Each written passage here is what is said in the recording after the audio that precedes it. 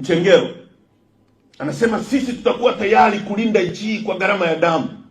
Mchengero, hii nchi sio ya mama yako, ni ya kwetu sote. Hauna uwezo wa kulinda nchi hii kwa gharama za damu. Mnateka watu, mnapoteza watu. Mnafanya hivyo kwa sababu nyie ni wabinafsi, mnapenda madaraka. Mtu ambaye sio mbinafsi akiona wananchi hawamtaki atapisha kwenye madaraka, kwa sababu wananchi ndio wenye mamlaka. Mnang'ang'ania madaraka kwa sababu mkubaliki, mnajipenda nyie kuliko mnavyopenda nchi hii. Watu wanaoweza kutoa maisha yao kwa ajili ya nchi ni watu wanaoipenda nchi hii kuliko wanavyojipenda, na wanapenda future ya watoto wao. Wewe unajipenda kwa sababu mko madarakani, mnafanya ufisadi, mnachukua mali za nchi mnazitumia mnavyotaka, ndio maana mko tayari kumuumiza yoyote kwa sababu ya kulinda madaraka yenu.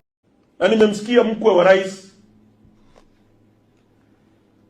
Mchengero anasema sisi tutakuwa tayari kulinda nchi hii kwa gharama ya damu.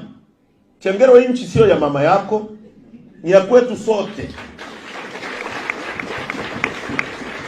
Hauna uwezo wa kulinda nchi hii kwa gharama za damu. Mnateka watu, mnapoteza watu.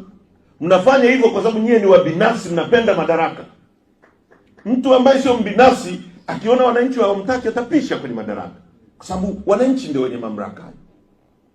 Mnang'ang'ania madaraka kwa sababu mkubaliki, mnajipenda nyie kuliko mnavyopenda nchi hii.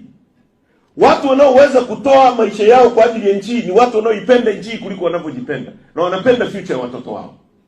Wewe unajipenda kwa sababu mko madarakani, mnafanya ufisadi, mnachukua mali za nchi mnazitumia mnavyotaka, ndio maana mko tayari kumuumiza yoyote kwa sababu ya kulinda madaraka.